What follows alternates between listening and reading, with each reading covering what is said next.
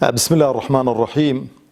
وڵا پێم خۆشە هەر لە کورتەوتارێک هەڵوەستەیەک لەسەر دوو چەمک بکەم کە بە تایبەتی ئەوانەی کە شکستیان هێناوە لە حکومڕانی لە دەوڵەتداری لە خلالی 30 ساڵ کە هیچ تاوان و جەریمەیەک نەماوە کە نەیکەن و هیچ دزی و جەردەیەک نەماوە کە نەیکەن و هیچ فاحیشەیەک نەماوە کە نەیکەن و وڵاتیان تاڵان کردووە، وڵاتیان فرۆشتووە و میلەتی خۆیان کزۆڵ و زەلیل کردووە و جار جار دێن قسەی گەورە دەکەن بۆی کە هەموو شکستەکانی خۆیان بشێرنەوە و دەستی چەوری خۆیان لە خەڵکی دیکە بە خەڵکی دیکە پاککەنەوە.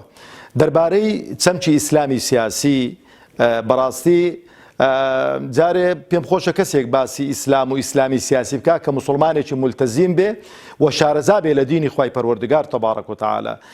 طبعاً خوای پەروەردگار ئەو دینەی کە ناردووە بۆ دەوڵەتداری و حکومڕانی ناردووە کە ئیسلام بۆی نەهاتووە بریتی بێ لە چەند نوێژێکی بێ ڕوح و بێژیان و ڕۆژ و زەکاتێک و کۆتایی پێبێت و مەیدان چۆلکا لە بۆ زاڵ مستەمکاران.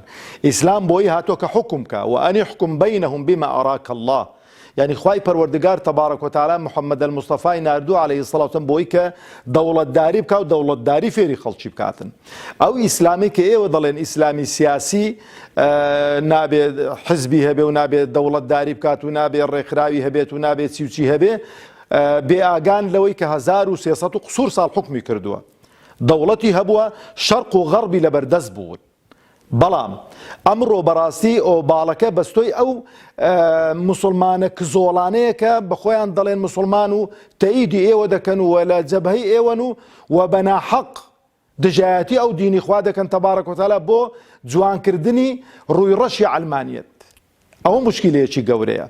کوردەواری خۆمان دەڵێ ئەگەر دار کرمی لە خۆی نەبێ عمری 1000 ساڵە. ئەمڕۆ کەسێک کە کتابێک دەردەکاتن لەسەر ئیسلامی سیاسی بە چەند ساڵێک بگەڕێتەوە بۆ خۆی یەکێک بۆ لەو موسڵمانانەی کە کاری سیاسی کردووە. بەڵام ئەمڕۆ کە بۆ پارە و پول و بۆ سەرەت و سامانێک پەشیمان بۆتەوە و بە بەژن و باڵای عەلمانیەت و بە بەژن و باڵای ئەوان هەڵدەرێ و مشکلەی خۆیانە. لەبەرەوە بەڕاستی ئەوەی کە شارەزای ئیسلام بێ، ئیسلام پارچە ناکرێ. ئیسلام نە ئیسلامی سیاسیە، نە ئیسلامی توندڕەوە، نە ئیسلامی میانڕەوە. ئیسلام منهەجێکی وەسەطیەتە کە هەموو شتێکی تێدایە، دەوڵەتداری تێدایە، سیاسەتی تێدایە، جیهادی تێدایە، داوای تێدایە، عەقیدە و بیر و باوەڕە، عیبادات و خواپەرستیە. ئیسلام دینێکە پارچە نابێتن. و بەڕاستی ئەمڕۆژ ئەو موسڵمانانەی کە وازیان لە خەبات و تێکۆشان هێناوە، وازیان لە کاری ئیسلامی هێناوە، وازیان لە سیاسەتکردن هێناوە، دەو ئیسلامەی کە لە چوارچەوەی ئەو ئیسلامەدا واللهی گونەهبار دەبن و لە ڕۆژی دواییدا خوای پەروەردگار تەبارەک و تەعالە محاسەبەیان دەکات کە مەیدانیان چۆل کردووە بۆ کەسێکی باگراوندێکی خراپ، بۆ کەسێکی دۆڕاو، بۆ کەسێکی دەستپیس و داوێن پیس ئەمڕۆ بێتن باسی ئیسلام و باسی ئیسلامی سیاسی بکە ئەو شتانە ئەو چەمکانە بێمە بفرۆشنەوە. ئەو جا دینی حەق و دینی ڕاست پێم خۆشە ئەوەش بڵێم یەک دینە. ئەو دینەی ئیسلام کە دینێکی ڕاست و ڕەوانە خوای پەروەردگار بۆ هەموو بەشەریەتی ناردووە.